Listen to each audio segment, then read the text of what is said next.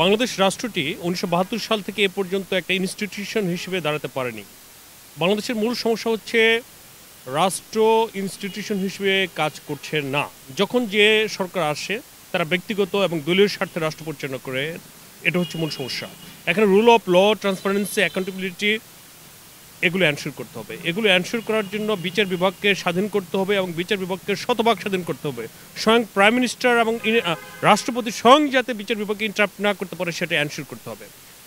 বর্তমান ইউনিট সরকার যে রাষ্ট্র যে পদ্ধতিতে করছে এটা সাময়িক সংস্কার হবে বটে, কিন্তু দীর্ঘমেয়াদী কোনো ফল লাভ করবে না। কারণ 99% মানুষ রাজনৈতিকভাবে সচেতন না। 99% মানুষ কাল্ট করে থাকে, অর্থাৎ ব্যক্তি পূজা করে থাকে। যারা যে দল সাপোর্ট করে সেই দলের প্রধানদের বক্তব্য তারা অনুসরণ করে থাকে। তো রাষ্ট্র রুল অফ ল অনুযায়ী, কনস্টিটিউশন অনুযায়ী, রেগুলেশন অনুযায়ী, ইথিক্স, ভ্যালুস, নর্মস অনুযায়ী পরিচালিত হচ্ছে কিনা সেই চিন্তা করার ক্ষমতা অধিকাংশ মানুষের নেই। কাজে ইউনিট সরকারকে যেটা করতে হবে, মানুষের চিন্তাধারার ইনস্টিটিউশনালাইজেশন, মানুষের চিন্তাধারায় ফিলোসফি ঢুকাতে হবে এবং পলিটিক্যাল থটের ডেভেলপমেন্ট আনতে হবে। এই জন্য বাংলাদেশের প্রত্যেকটি ওয়ার্ডে, প্রত্যেকটি ইউনিয়নের প্রত্যেকটি ওয়ার্ডে ইউনিট সরকারের প্রতিনিধি গিয়ে আলোচনা করতে হবে। একযোগে মানুষের চিন্তাধারার ডেভেলপমেন্ট করতে হবে এবং রেভলিউশন অফ থট প্রয়োজন।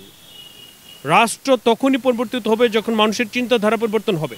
ইউনিট সরকার যদি 2 বছর বা 3 বছর থেকে রাষ্ট্রের কাঠামোগত কিছু পরিবর্তন করে যায়, পরবর্তী সরকার 24 ঘন্টার মধ্যে 50% পরিবর্তন করে ফেলবে, 7 দিনে 75% পরিবর্তন হয়ে যাবে, 6 মাসের ভিতর 100% আগের মধ্যে চলে আসবে। কাজেই রাষ্ট্রের সাধারণ মানুষ, রাষ্ট্রের যারা অনার, রাষ্ট্রের প্রত্যেকটি ইঞ্চের মালিক কিন্তু জনগণ। কাজে জনগণ তার রাইটস সম্পর্কে সচেতন হবে। ইউনিট সরকারের প্রধান কাজ হবে জনগণকে তার রাইটস সম্পর্কে সচেতন করা। আপনি জানেন না যে দেশের অধিকাংশ মানুষ জানে না যে একজন সাংসদের কর্মপরিধি কী, একজন সাংসদ কতটুকু এরিয়ায় সে মুভ করতে পারবে। সে বিচার বিভাগে কোনো হস্তক্ষেপ করা তো দূরের কথা, সে স্থানীয় প্রশাসনে কোনো প্রকার ইন্টারাপ্ট করতে পারবে না। এই যে ব্রিজ, রাস্তাঘাট, কালভার্ট নির্মাণ, সে কাজগুলো কাদের দায়িত্ব?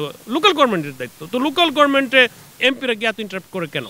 কাজে এখানে বড় মাপের দুর্নীতি হয় এবং এই আমাদের পলিটিক্যাল পার্টিগুলো কিন্তু ইনস্টিটিউশনালিস্ট না, তারা একটা ব্যবসা খুলে বসেছে।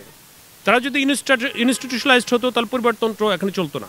কাজে আমি ইউনিট সরকারকে বার্তা দিব, অনুরোধ করতে চাই, যদি বিপ্লব এটাকে দীর্ঘস্থায়ী করতে হয়, বিপ্লবের ফসল ঘরে আনতে হয় এবং এটা যদি শত শত বছর রান করাইতে হয়, মানুষের মুক্তি, গণমুক্তি যদি এনশিওর করতে হয়, তাহলে মানুষের চিন্তাধারার পরিবর্তন ঘটান আর মানুষকে বোঝান, তার অধিকার সম্পর্কে সচেতন করুন। এই জন্য ministry of institutionalization, ministry of political thought এটা কম্বাইন্ডলি তৈরি করুন এবং জ্ঞানী মানুষ, সিভিল সোসাইটি এবং আরও যে স্টেক হোল্ডার আছে সবাই মিলে একত্রিতভাবে একটি ফোরাম গঠন করুন। আপনি দ্রুত গতিতে পদক্ষেপ নিন এবং পলিটিক্যাল পার্টিগুলো দ্বারা কিন্তু আপনি প্রভাবিত হচ্ছেন। আওয়ামী লীগ, বিএনপি বা জামাত এদের দ্বারা প্রভাবিত হলে যে লাও সেই কৌদ আগের মতোই থাকবে। এই সাময়িক সংস্কার কোনো ফল বয়ে নিয়ে আসবে না। দীর্ঘমেয়াদী সংস্কার করতে গেলে অবশ্যই প্রত্যেকটা জনগণ যাতে রাষ্ট্রের সেফগার্ড হিসেবে কাজ থাকতে পারে এই ব্যবস্থা করুন। আরেকটি ব্যাপার হচ্ছে যে বর্তমানে ইন্ডিয়ার সাথে যে আমাদের টানাপোড়েন চলছে, এটার জন্য যেটা হচ্ছে নতজানু পররাষ্ট্রনীতি পরিত্যাগ করতে হবে। ইন্ডিয়া আমাদের প্রতিবেশী দেশ, তাদের সাথে আমরা সহনশীল, বন্ধুত্বপূর্ণ আচরণ করব, আবার প্রয়োজনে আমরা গর্জে উঠবো। যে জায়গায় ইন্ডিয়া আমাদের ইন্টারাপ্ট করে, আমাদের স্বার্থবিরুদ্ধে কাজ করে, সে জায়গায় আমরা অবশ্যই গর্জে উঠবো, সে জায়গায় অবশ্যই আমরা প্রতিরোধ গড়ে তুলব এবং বিশ্ব যে সম্প্রদায় যারা আছে তাদের দৃষ্টি আকর্ষণ করব। এবং আমি মনে করি যেহেতু ইন্ডিয়ার নিউক্লিয়ার ওয়েপন আছে, চায়নার নিউক্লিয়ার ওয়েপন আছে এবং